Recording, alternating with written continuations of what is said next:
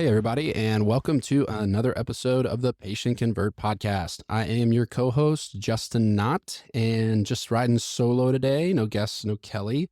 So, just wanted to take a couple minutes and talk about medical website design strategies. Your website, as most practices know, is really kind of your single most important digital asset in my mind, because all of the other marketing strategies that you constantly hear about, or your agency's doing for you, or we do for our clients, really all of those roads, all of them are intended to drive people, brand awareness, everything back to home base. Your home base is your website. So if you don't have a good home base, if your house isn't in order, and you don't have the right things to create a good user experience for patients to find what they need, answer the questions that they have, educate themselves, find out who the providers are, all that kind of good stuff, then you're really shooting yourself in the foot. I mean, because you're spending all this time on social media, you're building out awesome content. People get to your Instagram profile and they click to your website, and it's a not so fun experience, whether they're on mobile or they're on desktop, whatever it is. They can't find the info. They get frustrated. The layout's not good. Content's too small, whatever it may be, which is what we're going to talk about today.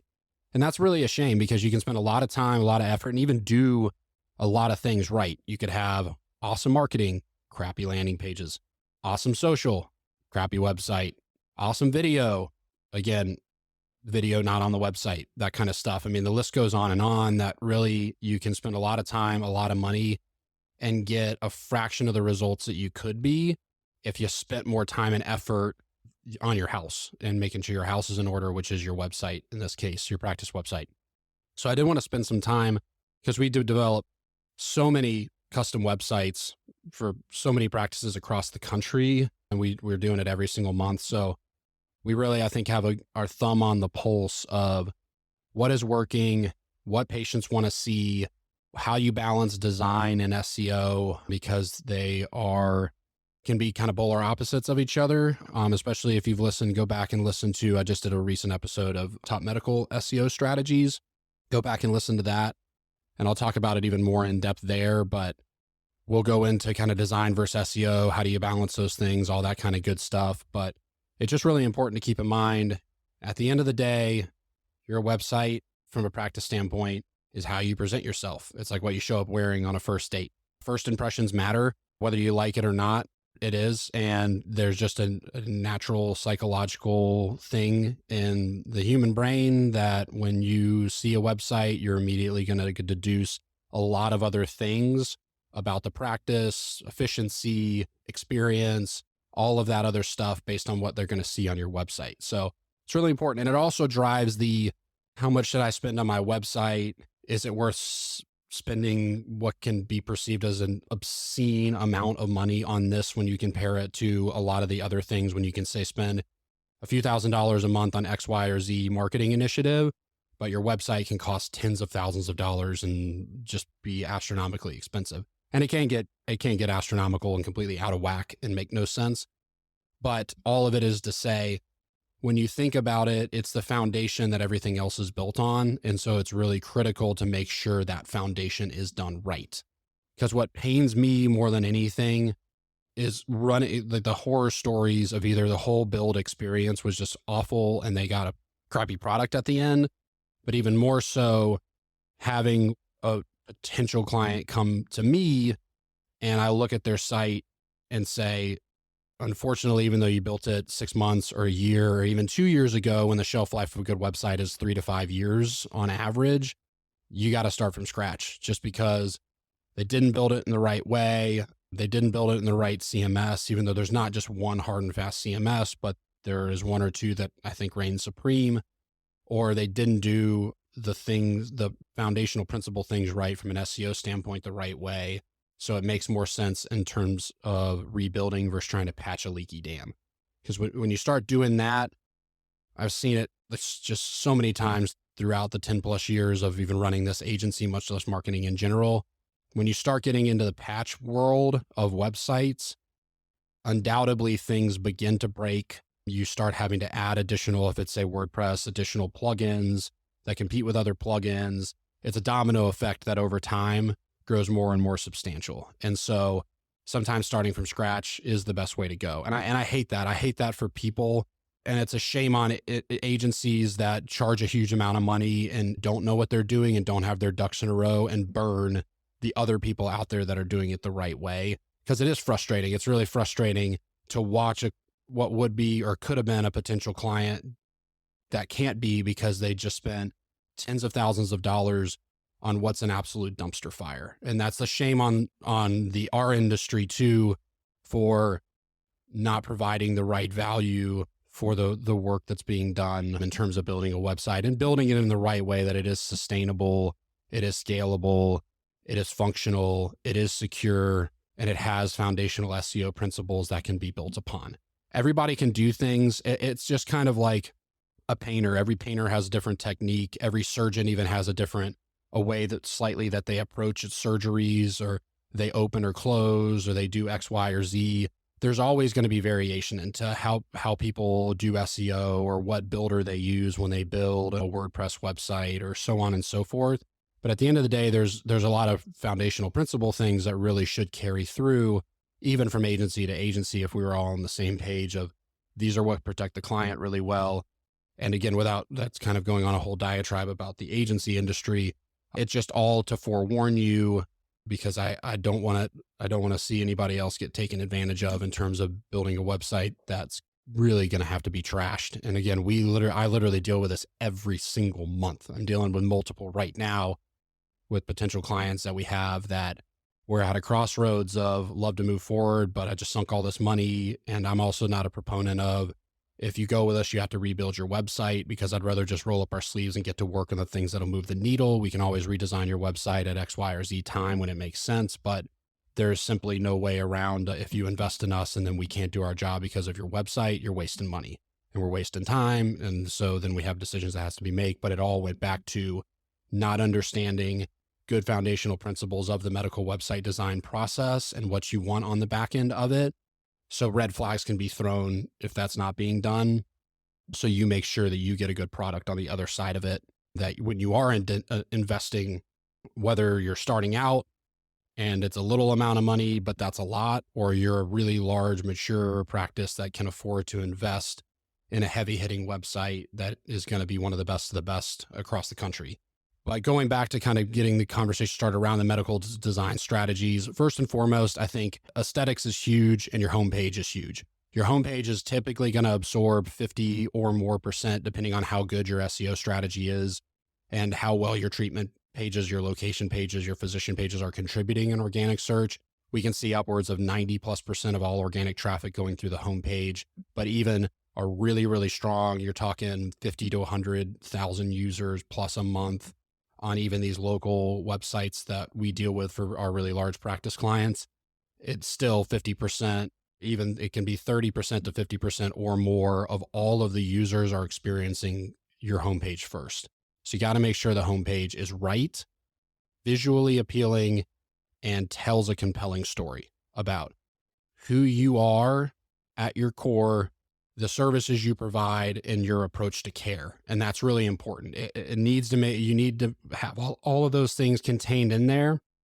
And I really encourage making sure that you have visuals to back that up. You got to make it engaging.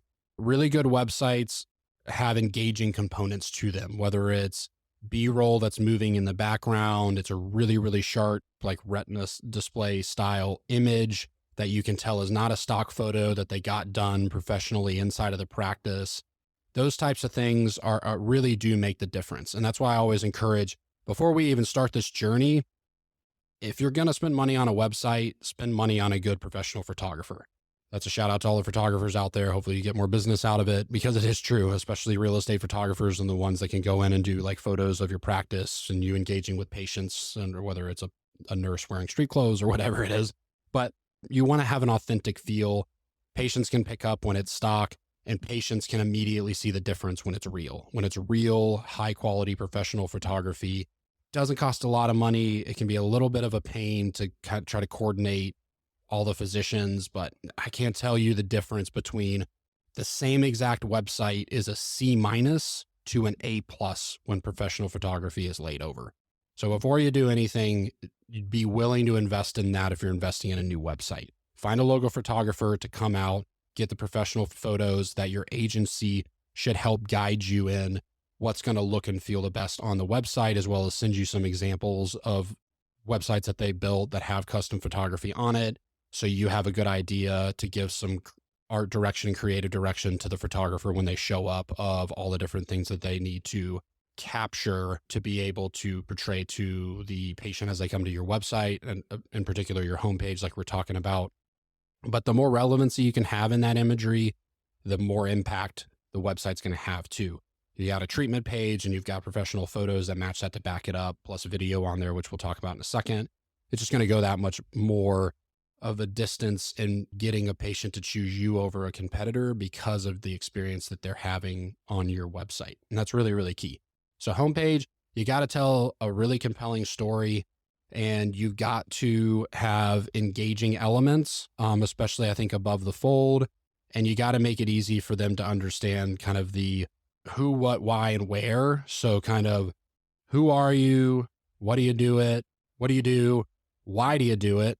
Which is, I think, one of the most compelling things is kind of your care approach and where are you? And that's listing out your locations, that kind of stuff. That's another huge missed opportunity as well as a clear call to action on the homepage for people to be able to start their journey to book an appointment with you is another critical thing. Next up, your main menu. Your main menu is another super, super important thing. You got to make sure it's really, really easy to navigate. The website sounds simple enough, but oftentimes it's not. So you want to have a clear call to action up in the main menu that travels around the whole website with the user, so they can at any point, if they want to, easily click and go book an appointment. They shouldn't have to go back to the home page or go to the contact page to be able to find where they can go book an appointment. It needs to live there. If it's in the mobile menu, it needs to live inside of the mobile menu when they open it, or maybe you have a floating bar on the bottom or the top, or a little like quote bubble that's there so they can hit it and either get to where they need to go to book an appointment or chat with somebody, however your infrastructure is. That's going to be really important. I would also recommend in your drop-down menus, if you can, and this has been a trend and I think it's a good one, is stay away from second level sub menus. What I mean is when you hover over a main menu item and there's like a drop down, which most everybody's familiar with, and then you start going down those and another drop down pops out to the right or the left side. So it's a secondary menu. I try to minimize the amount of those. It's pretty impossible to replicate on mobile, which creates a big issue for mobile experience, especially when typically at least 50% or more of website visitors coming to any practice website are coming from mobile. It's hard to replicate that on mobile.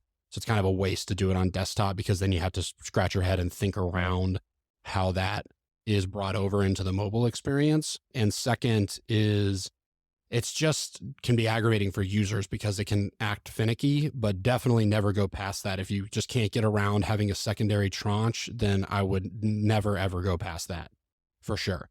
But most of the time from a navigation experience, you want to keep it as flat as possible. So you don't want to require multiple clicks to get into an interior page of a website. And the deeper the level of clicks are required to get there, the less emphasis that Google's going to have on that page. So top line pages, so those are usually the pages in your main menu, are all going to have more predominance in terms of SEO rankings in Google over things in your submenu or so on and so forth. Again, you can go listen to my other SEO episodes of the past to understand a little bit more of that. But you got to have your main menu squared away. And I think it's always a good idea to edit. What I mean by that is look at it and say, less is more. What can we edit? What can we edit? What can we edit? What can we edit? Because it's easy to get lost. Even when you're building out like categories for a blog, for instance, if you're writing a blog, you're like, well, I'll just have 12 categories. It's like, that is a lot. Edit. Can we eliminate 5 and really boil it down to an easier user experience and less options to confuse the user? And I think that that's really important. Next up is kind of your on page. And that is in terms of being able to navigate what could be a content heavy treatment or conditions page. And this is where I brought up balancing SEO and design. And what I mean by that is, again, if you've listened to any of my stuff, I always say content is king. If you want a page for it, if you want to rank for it, you need a page for it, all that good stuff. And especially the higher search treatments, the higher the competition, especially if you're a national healthcare organization trying to rank, there could be no way around having to write 2,000 to 3,000 words on a page. And there's not many patients out there that want to read 2,000 to 3,000 words of medical jargon. It's just reality. Some do, most do not. So it's kind of like and that's where the chasm between sexy web design and SEO and those two departments in an agency are at odds with each other, because good SEO foundationally is going to have really good content attached to it. Good design, when you look at like the Apple website or all the Squarespace websites, it all is functionally built on really high retina display imagery. So stunning imagery, stunning videos, use of white space, limited text, iconography, all of the stuff that's not as beneficial for SEO, but it looks really good, but you may never rank that page. And so that's where there's a kind of a push and pull between the two of those, and how do you balance that? What we found a really good way to balance that is kind of have your core sections, say your 3 or 4 sections for any treatment or condition page at the top that kind of explains again the who, what, why, like kind of what is the treatment, what are the benefits of it, how long does it take for you to recover from it, who's a good candidate for it, what does the pre and post-op process look like? So kind of some of the main points, and then leverage a good FAQ section that's further down the page that won't distract the eye or discourage the patient to wade through that content because they just see this overwhelming, just a paragraph on paragraph of content. Is balance that down the page in a good FAQ section. So if they really are a user that likes to read material and learn more, they can go down there and learn what is the cost of the treatment, what are the side effects of the treatment, all of that kind of good stuff that may not be kind of the core foundational meat that the patient needs to absorb to make an appointment decision, but is going to be critical for SEO because it answers all of those other relevant topical things related to that focused treatment or condition without weighing down the page and the user experience of good website design. The other is breaking it up with mixed media, and that's use of imagery on the pages. Again, that goes back to getting professional photography done, having visuals built out, maybe that explain type of a procedure. And the other really big one is video. I like the 3D animation videos are really great when you're explaining surgical techniques. We do that a lot for our clients to provide kind of those resources in that library of animated video, because I think it just helps users or visual learners for the most part, especially when it comes to surgeries that they've never done or understand, like a knee replacement. That can really be a great tool. On the other side, video, which again, if you go through all of it, we talked about it a lot, video content has really taken over, especially when it comes to user engagement on social media.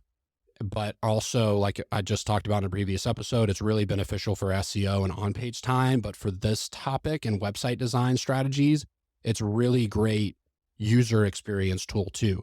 Because again, you can lay in a very similar set of content that a reading user may want to read, but 80 to 90% of users would rather just hear it in a distilled version out of the mouth of that shoulder surgeon or that knee surgeon in your practice, explaining this is how a knee replacement's done. These are who are the good candidates. This is what your pre and post-op look like. And you can break all that content up to make it very interactive. You could have all of those different sections, could have a 60-second or less supportive video to be able to talk about what does pre and post-op look like. And again, your front office and your mid-levels are going to love, especially the pre and post-op stuff. I'm telling you, in your website design process, if you get like the mid-levels or the physicians to sit down and film all the pre and post-op stuff for all of the major treatments, you don't have the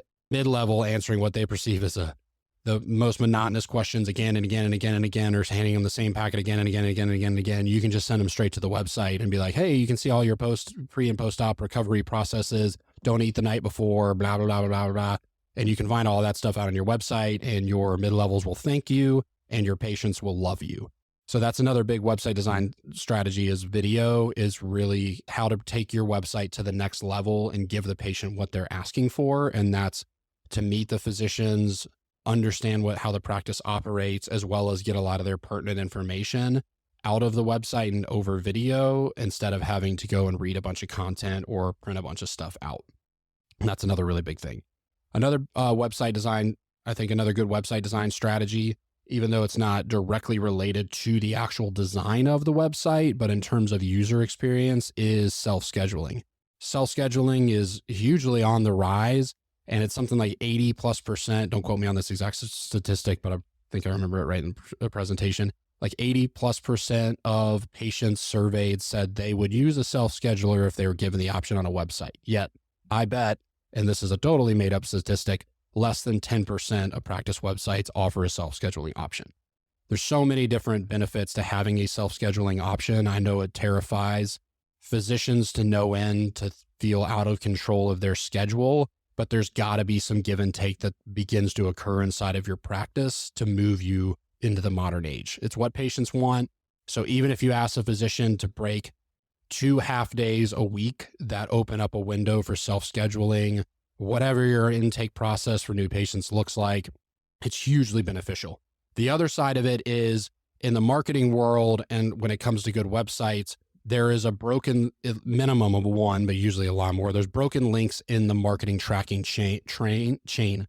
And what I mean by that is typically the workflow looks like a patient goes to a website, they hit the book appointment button, they go to a form, they fill out a request appointment because they're not actually booking one in this scenario because they don't have self-scheduling. It goes to the front desk gets that form, they call the patient back, they do patient intake, they book them an appointment, and they create a record inside of the EHR for the new patient. The problem is from filling a form out to them actually showing up in the EHR and booking the appointment, there's a broken link there between the marketing efforts and who actually became a patient and who never booked. When you have self-scheduling, not all the self-schedulers do this by any means, but the good ones will allow you to track that self-scheduling through like Google Analytics or something. So you can see the whole patient journey of who dropped out of the funnel, who finished their appointment booking, where did they come from a source standpoint, all of that good stuff. And that's a total game changer when you're spending a good amount of money on your marketing and all your agency can really report on is you had 150 leads. What are those leads? You mean people called me or they filled out a form, but how many of those 100 actually became a patient? Well, I'm not sure. Do you have an EHR report? So on and so forth. So self-scheduling, again, while not directly related to the website design, is still very critical to think through when it comes to web design as it relates to user experience that people are going to have on the website. Another one is obviously mobile enabled, is your agency should spend as much time on the mobile version, if not more, of the website planning and in development as they do on the desktop version. It's a lot easier to kind of build the desktop version because it's how we've been building it for so long, but this has been forever. People have heard this. When I say forever, I mean the last 3 to 5 years is Google is mobile first and so on and so forth. So you got to make sure that the site is really conceptually built to function well on mobile. And even if you have to redo sections to make them perform better on mobile, then that's what needs to be done to make sure that everything looks really good when somebody does go on mobile. And then another kind of a side bit is when going back to the homepage is don't do sliders. Don't do sliders. I can't stand sliders. There's a lot of people that have them, but when you at least get your new website is don't do a slider. There's just so many different things that can go wrong with a slider. Slider plugins, especially on WordPress, are super prone to security vulnerabilities. And again, that's just a little bit of a side note, not to say if you have a slider, you're going to get hacked, but there's several of them that are notorious for people's websites getting hacked. And again, it does not translate at all to mobile experience. Sliders on mobile are nonsensical. They don't work, and it's too small of a screen to be able to get that experience anyways. So why do something on desktop? For the most part, this is a blanket statement, but why do something on desktop that's not going to translate to more of the users and the user experience seen on mobile? So that's another thing that I really encourage is to make sure that you stay away from that moving forward when you're thinking about getting a new website for sure. And I think probably last but not least, to keep this episode short, is I think it's best practice, especially if you're spending a good chunk of change on a website. The website should be developed in a couple phases. And I think one of the most important phases is the design mockup phase. I think jumping into a scary situation where you're presented a live version of your website, say like the homepage and one or two other pages before you really get to sign off on the design, is a scary proposition. Because what if you don't love it? It's kind of like if you go to a branding agency or an agency that does logo design and they're like, I'm pretty sure that we're just going to nail it the first time. So we're only going to present you one concept. Okay, I hope you're right. And even if they are right, you wouldn't even know because you never got to see any other options. So like with our process for our custom websites, we go through a true design phase where we meet with the clients, we brainstorm, we look at examples in our portfolio, other websites out on the internet that they like or don't like for various reasons, whether it's the whole website or just one section, just to kind of get a feel for what does the client really want, because they're spending a good amount of money on this and we want to make sure it's something that they want to take home and show their kids, so to speak. So with that, you can't really do that without going through mockups. And again, I know there's like Whimsical and there's different kind of, I think it's Figma, different ones that can create like interactive mockups, but that doesn't take away, that's still a mockup process. So you should have kind of a design mockup process where you can get a good idea from your agency building this website of the user flow, the design, the whole experience before the actual development takes place. It's going to make everybody a whole lot more comfortable, and it's going to ensure success in terms of a happy client on the other side. So that's the other part of the experience I would really encourage, is know what a design looks like before development ever happens in a good process. And don't just be sold, we're going to take a crack at it, hope you like it, and here's your homepage, and then we'll move on to the other pages. Because typically in a larger site build, it's much more ideal to go through a design phase. So yeah, so those are some of the big principles as we build websites day in and day out for really large practices across the country, that I think for the listeners out there looking to build websites in 2023 for their practices and invest what is typically one of the higher expenditures and kind of capital investments almost, and can be actually from an accounting and tax saving standpoint, always check with your CPA on that side of things, but can be a pretty substantial capital outlay. So I like everybody to kind of be in the loop on A, what's working, but B, what you should be looking for in a good agency and a good experience, and to make sure that your user experience, your patient experience is dynamite on the other side of your new website. So it's adding value to your bottom line and you're actually getting your investment back. Because a good website with good structure, with a shelf life of 3 to 5 years, should have an ROI of like a tenfold at minimum in terms of bringing new patients into your business if it's done the right way. Thank you as always for listening to the Patient Convert podcast. Please stay tuned for upcoming episodes, as well as some other great content that we got on our social media channels. Make sure you connect with myself, Justin Knott, as well as my wife and other business owner, Kelly Knott, on LinkedIn. If you haven't run into her by now, we'd love to connect and network with you. And as always, if you are a practice out there that is looking to ramp up your marketing and your patient acquisition strategies in 2023, we would love to help you. If you go to our website, Intrepy.com, we offer a free practice assessment where you can go through that assessment. And if it looks like it's a good fit, you can actually spend some time with me over Zoom, adding some, what I think will be hopefully free value to your practice, whether you move forward or not. But I'd love to talk to you anyways, and make sure you connect with us on LinkedIn. And thank you for listening. Thank you for listening to today's latest episode of the Patient Convert podcast. Don't forget to subscribe and review on your favorite podcast platform. We are on Apple, iTunes, Google, Stitcher, and Spotify, or you can sign up to receive the latest episode via email. Just check it out on my agency website or my personal website. And if you are looking for more amazing healthcare marketing information or just to engage, check us out at Intrepy.com. And for any of my amazing physician liaisons out there interested in growing their physician referrals or learning the strategies that it takes to build highly engaged physician referral networks, check out my website, kellyknott.com, where I have free webinars, free downloads, and of course, my online physician liaison training course, Physician Liaison University. And as always, I'm a huge believer in connecting, engaging, and supporting one another. And the best way we can do that is networking. And I always connect with you guys on social media.